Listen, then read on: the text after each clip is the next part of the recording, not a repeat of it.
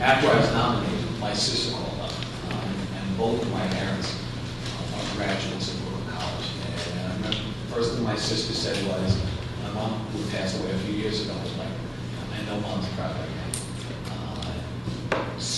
Brooklyn College and the City University itself provided the foundation for my family to be members of the class, to be able to, my dad, who's still going strong at 92, but to be able to then go to law school and serve as a member of this body later on, and eventually become a judge, and for my mother to become a New York City public school teacher. My daughter right now, keep my fingers crossed, things look good. She should graduate, or at least get her master's degree in education in Brooklyn College.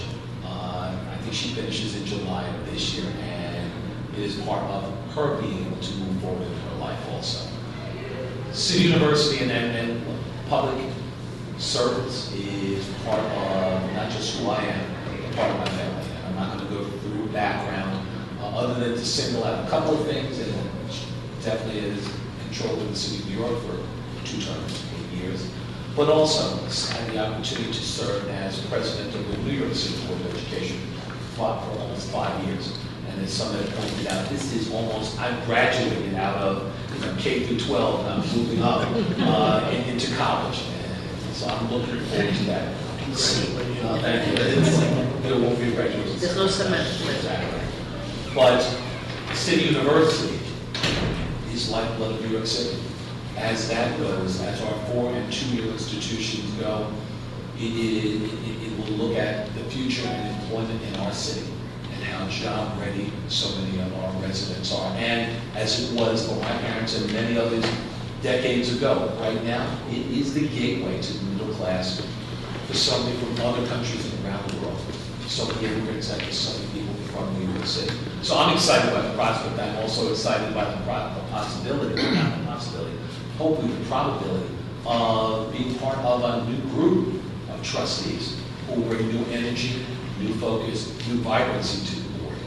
And really excited by that prospect. And just finally, as far as areas, and I'm going to try not to necessarily just single out one area, but one area that I'm looking forward to. I think that a lot of focus, at least for additional focus, can be brought to our 2-year institutions, our community colleges. If you look, our 4-year institutions have done great work. They've grown, and the 2-year institutions have also. But I think there's a lot of improvement, a lot of work that we can do there. And as far as making so many of our residents job ready. So I'm looking forward to that. I'm looking forward to serving in this institution. No, I will spend the time. I don't do things and do them halfway. I will spend the time. I won't be missing you. My attempts will be fun. As well as the other question was about conflict. And right now I am the Chief Administrative Officer and partner in an investment firm, a municipal finance firm. City University of New York does not do business with us in any way. We are not a dead issue, I have to be honest about it. I would first go to council, and I've done in other instances, going to JCO to have an official opinion, if there was ever concern.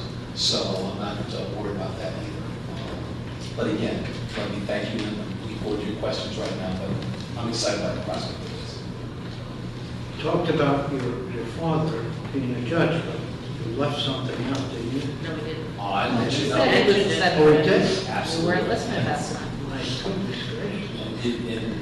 If it hadn't been for CUNY and the opportunity, and my father was a World War II vet, Oh, the that's GI not Bill. what I was. No, I'm not the state senate. But in all of that in CUNY, I was able to go to CUNY then, and then to be able, gave him the foundation to be able to be a member of this august body. So, definitely. So, what is your vision? Right now, I think you, as chairman, and the members coming in, are being handed an institution that has taken off and is moving up into the upper stratospheres in terms of accomplishments. Its growth in terms of buildings. And so I'd like to know what you will be doing to make sure that there's a 5-year capital plan for CUNY. What you will be doing to make sure that the accomplishments of students continue. It was just a flyer this very weekend on CUNY, and talks about at least once or twice a year the whether it's Fulbright, the number of Fulbrights, the number of MacArthur, and so forth. So what are you going to do as chair? I think a couple of things. First, in looking at new members, as well as the members that are there, I think it is in bringing our efforts, bringing them together, being able to do that in a collaborative fashion. I think that is one of my strengths, in being able to bring people together and have us all move forward collectively. That's number one. Number two, the one thing I'm going to be careful about is not putting my vision for a city university forward. I think that's a bit of a mistake, with putting that a collaborative vision, but also we have a chancellor, and working along with our chancellor to establish a very firm and strong vision for the city university system. I think that's important. One that I can sit here and then be able to talk to each and every one of you about. And well, as all of us be able to do the same thing. That's very important. And I think that right now, that's something we need to be able to do and do collectively. When it comes to capital, and whether it's the state or the city of New York, I think it is important that, I'm sure there was a New York Times article that pointed out some of the problems that the capital is having, or that our buildings are having. At the same point, there are a number of new buildings that we have, and a number of ones that are in great shape. But part of that is also assuming leadership, coming up and speaking to you and others, whether it is state or city or private sector, trying to come up with some collaborative or interesting and really creative ways to be able to look at our infrastructure, to be able to move forward. All of that together. The one thing that you will find out about me, I will be a strong advocate for the city university system. So, you may sit there and go, oh, it's him again, he's back. But when it comes to, it's part of a strong educational environment, we need buildings that are up to date, and buildings that are sound and sturdy and able to provide that support. And then last but not least, I think it is also making sure that, that on a school to school, campus to campus, and collectively that our curriculum is one that is leading to the future, not one that is just stagnant. I think that's important to make sure that we look, to make sure we're strong where we're at. You're right. That plane has taken off and we are in the stratosphere right now. How can we continue to go higher? And it's making sure that we are competitive, making sure that we're able to look to the future, and to be able to make sure that our students have the skills that are necessary for today and for tomorrow to be able to compete against anyone in this worldwide economy. I like your style of inclusion. There are 6 new members coming in. So if I were the chancellor, I would be a little concerned, because one board hired me, and now I have 6 new gubernatorial appointments, and I'm sure everyone is buzzing. I don't know. Senator Stavisky would know better. She's more on the ground there, but faculty and mid-management people, oh my God, what's going to happen? That's not what they're talking about. No, I know. They're talking about the lack of a contract. No. You're going to get that. I think that How to say it? if I were the chancellor, I wouldn't be nervous. What I would be doing, and then I said, I think it is important that the chancellor of the city university system provide leadership.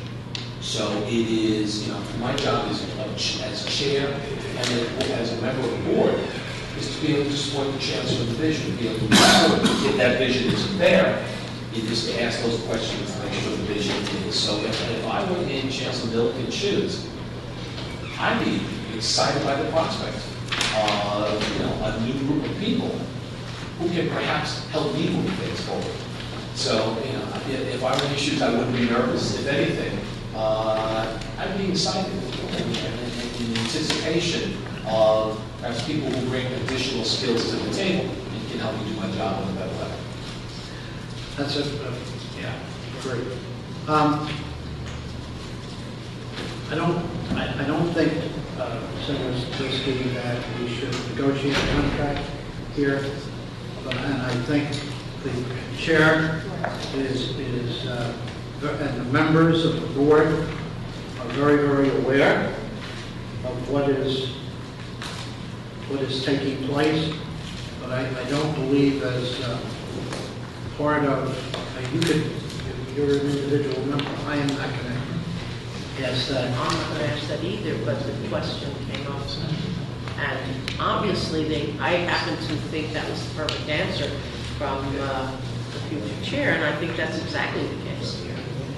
But in the back of their minds, this is what many people are concerned about. I'll let you. I've known long enough. Yeah.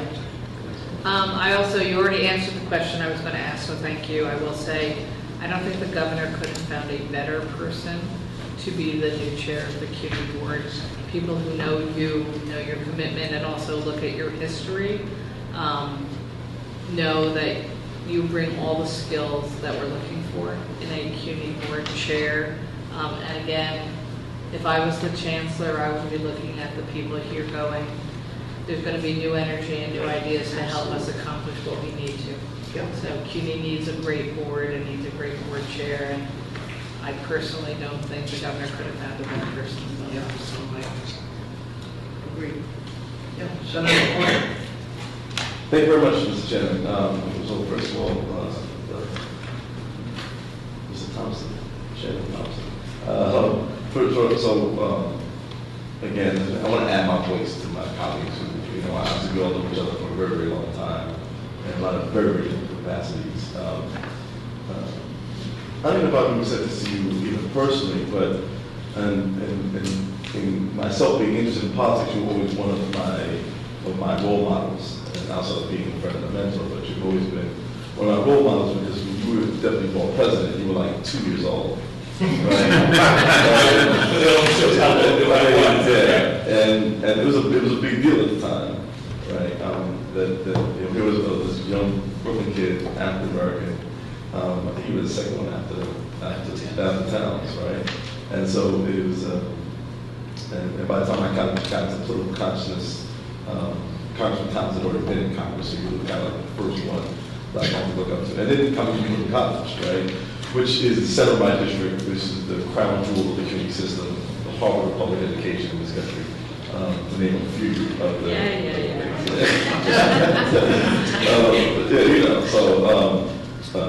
It's good that you have that connection and that relationship. For me, is critical because it's important that we continue the important work that has to happen with CUNY and continue to build it out. Particularly as Brooklyn changes, as Brooklyn grows, that CUNY has to grow and change and absorb these new populations and new understandings about how things go.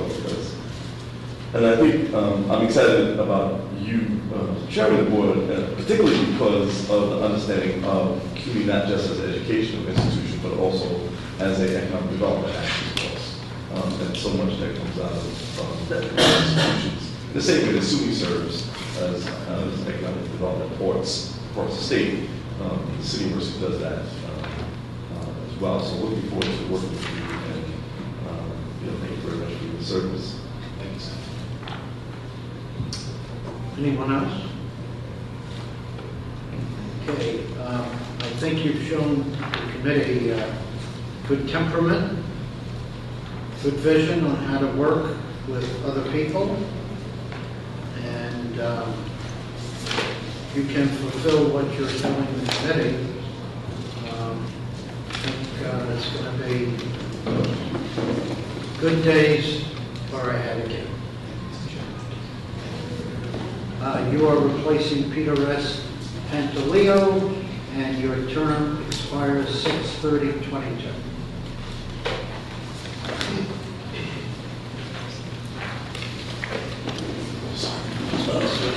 Sorry about that, Joe. Next is Robert F. Mojica.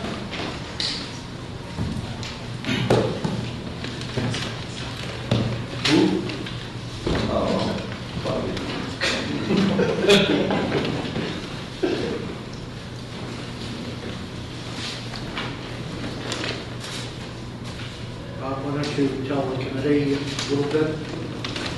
I think everyone knows the latter part of your life very well here, but I think there's some important things that where you went to school. Sure. So first, I want to thank the chairman, thank the committee for considering my nomination. It's a big honor for me because I am a graduate of college, and I think much of what the mission of CUNY is, and I believe is, I represent. My parents came to New York from Puerto Rico when they were 16 years old, didn't speak the language, no one had ever gone to college. Likelihood of me ever going to college was very slim. Education was very important to them. Raised by my mother alone, and was able to get into Brooklyn College. Brooklyn College, for me, was what probably brought me here, enabled me to do everything else that I've done in my career. So the diversity of Brooklyn College, both the diversity of thought there and the diversity of the people there, I think was what enabled me to be successful. The rest of my career, being able to deal with and understand people from all backgrounds, all over. Subsequent to Brooklyn College, I went to graduate school at the University of Pennsylvania, subsequently was able to go to law school. Again, I attribute that mostly from the foundation from Brooklyn College. The rest of, after that, after graduate school, I came here. So most of my career, all of my career really is in and around this building. And I've had the ability to work on many issues. Higher education, I've worked on many higher education issues. I'm fortunate to be able to work on lots of investments in higher education, programs in higher education, major capital investments in SUNY and CUNY. And I understand the importance of for what we do, education and higher education is. And CUNY is the leading jewel because it's personal to me. I also believe that it's important for CUNY to have a good relationship with the states. CUNY's success is the success of the state. And the state needs to invest in CUNY, serving 270,000 students. Those students are the future of New York, most of them, because most of them stay in New York. So it is important for the state to have a very good relationship with CUNY. I think my background, my current position actually enables that and will help that to address the issue of conflict, since it's going to come up. If there is, I don't foresee one, and again, I think it's actually very important to have that relationship with beneficial, actually, to CUNY. I've visited CUNY campuses in my career here. I've been to many CUNY campuses in my career here. For many years, Brooklyn College would bring in students from some of their honor programs, and that was kind of the highlight for SOMOS every year, where they would come in and meet with me, and I would clear my schedule and make time to meet with those students. So it's personally important to me, but it's also important to the state that CUNY survive and CUNY prosper as it has. So that's my perspective, and it's a great honor to be in front of the community.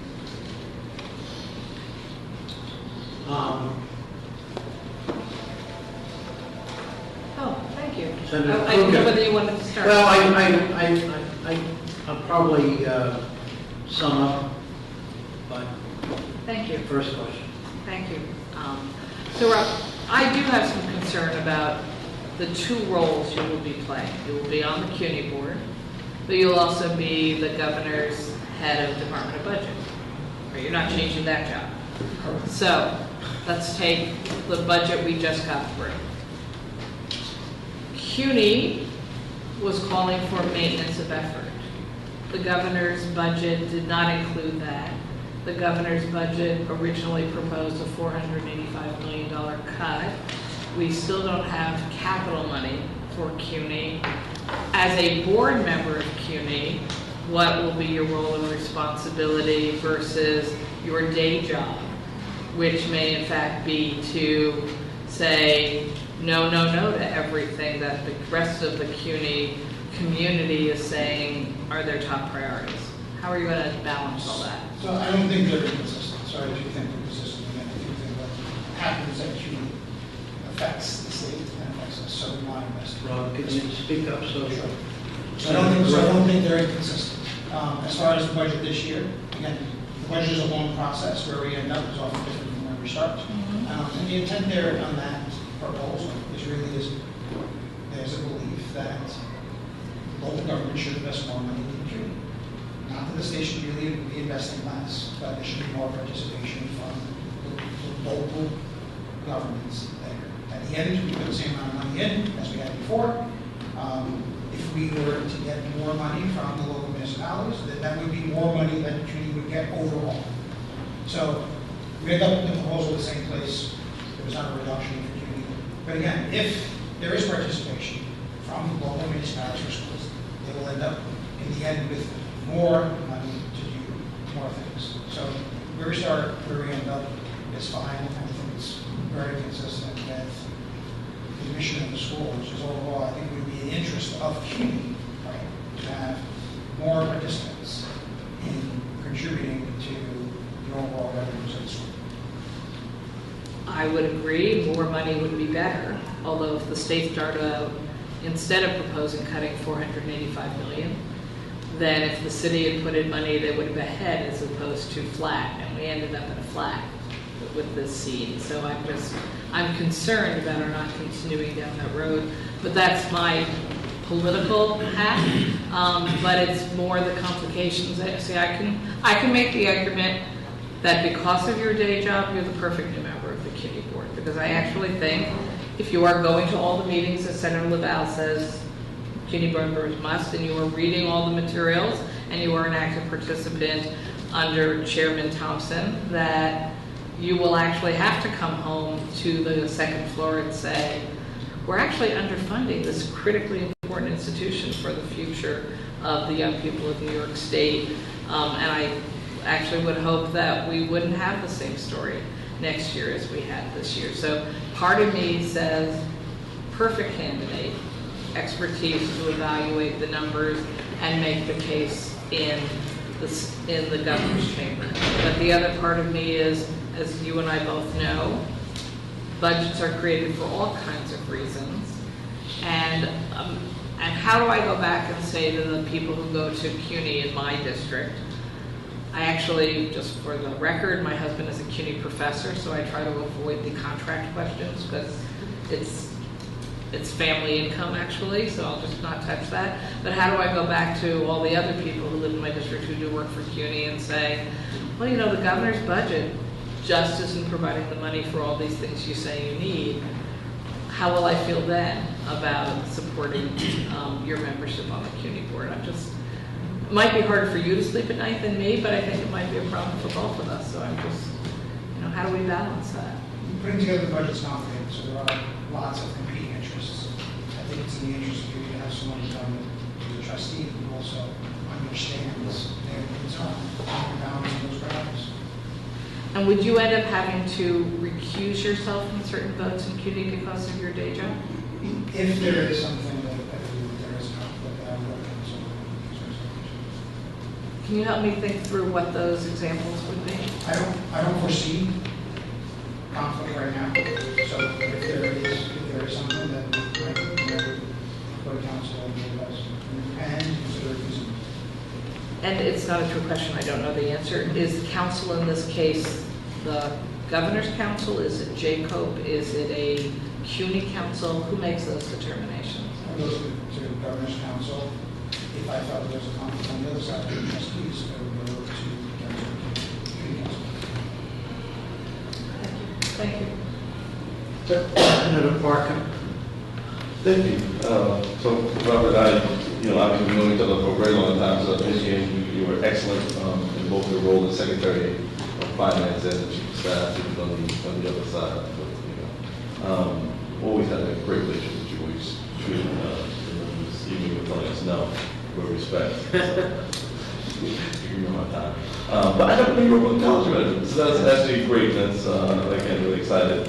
I'm not saying that the board revolves around Brooklyn College, even though it does, but you kind of get the. Wanted to ask you, you don't want to ask this question because I think in both your jobs you'll be able to think this through.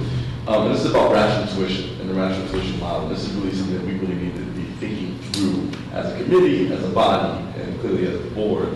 We this year suspended it, and I think, and rightly so, because I think that it's been a lot more burdensome than I think we thought it was, and it did not provide as much rationality to the process. I wanted to see what your preliminary thoughts on that. I know there's a lot to really go, but kind of taking into account both what we did from a budgetary side here in the state, and now in the new role, what are your thoughts about rational tuition? If we should go forward, and if we go forward, is it just about tweaking the formula that we're using, or is it another kind of fix that you think we need to do? So the legislature said no to rational tuition this year, so we have to start again. And I think part of it's a discussion with the new board, it's a discussion with the new chair, and we have to discuss whether or not, from CUNY's perspective, it didn't make sense, right? One side of it is a lot of new investment in the system, right? There are funding shortages, and in the absence of other funds, perhaps this is something that would help. On the other side, we have the financial aid issues, right? We have the issue of whether or not tax has to be able to support the increases, and are we closing the door, right, by raising tuition? CUNY has amongst the lowest tuitions of any school in the country. Doesn't mean it necessarily should go up because of that, but it does, and it is. People graduate from, students graduate from CUNY, one of the lowest debt burdens in the country, so we have debt burdens all around, all across the nation. Graduates of CUNY actually do better, get great education, and they graduate with less debt than almost anyone else. So we have to look at that, and I think that's something that the board has to consider. And then that's something actually in this building, we have to look at whether or not what the options are. But being clear about it, more of an inside look, I would think that if you're on the board, you actually looked at this question probably more than any other, board member.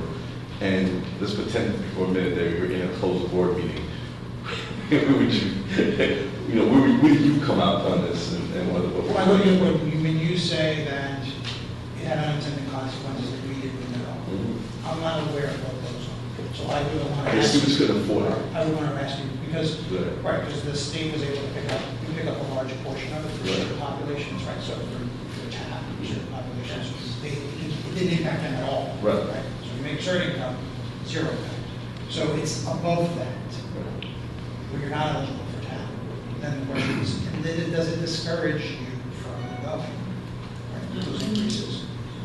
Or is it better for you to have smaller classrooms, more faculty, right, and that investment? So when you say we have unintended consequences, I want to balance those. Right. See what's better. Senator Rivera and then Senator Funky. Thank you, Mr. Chairman. I have a lot of the same concerns that were expressed by Senator Kruger. And I have, listen, I know that you do your job really well. The job that you've done when you either were chief of staff for the public conference or when you've been budget director for the governor, you do your job really well. And in the case of the budget process that we just went over, it's obvious that you defend the interest of your principal, as you need to do in the process. And as you said, budgets are complicated animals, which you don't start in the same place that you end up, et cetera, et cetera, et cetera. The question that was asked of everyone else, and will be asked of the person that is still up for consideration, is appropriate as far as where their interests are, because as whether they are in, whether they're in public relations or working for a soft drink company or et cetera, et cetera, et cetera. They don't have anything to say about the process of the budget on a day-to-day basis, and certainly not as it relates to how the budget is going to be structured at the beginning of the year. That is not the case with you. The interests, when these folks or whoever else is on the board of trustees are sitting in a room having a conversation about CUNY, they're there in that capacity, and therefore they will be not thinking about Coca-Cola or a PR firm, etc. They will be thinking about CUNY. I sincerely doubt, regardless of your intelligence or integrity, that you're not going to have. It is a difficult conversation to have with someone who is sitting at the table, who is also the person who designs the budget document at the beginning of the year. And the budget that we have at the beginning of the year, granted it was a proposal, etc., but the idea of cutting $500 million from what you rightly stated is a jewel, and certainly I would not be here without CUNY either. I find it incredibly difficult to believe that is the appropriate place for you to be, in all honesty. And it's not that you are not smart or recognize how valuable CUNY is, etc. I get all that. But if you have, and I'm just going to point to Mila because she is right there, but she's not going to be a representative of Coca-Cola when she's sitting on the board of trustees, because Coca-Cola has nothing to do with the state of New York and its official governmental capacity. That is not the case with you. I wanted to kind of lay out what my concerns are here and give you a chance to at least respond to them. But that is why I'm, at this point I cannot see supporting your candidacy, to be completely honest.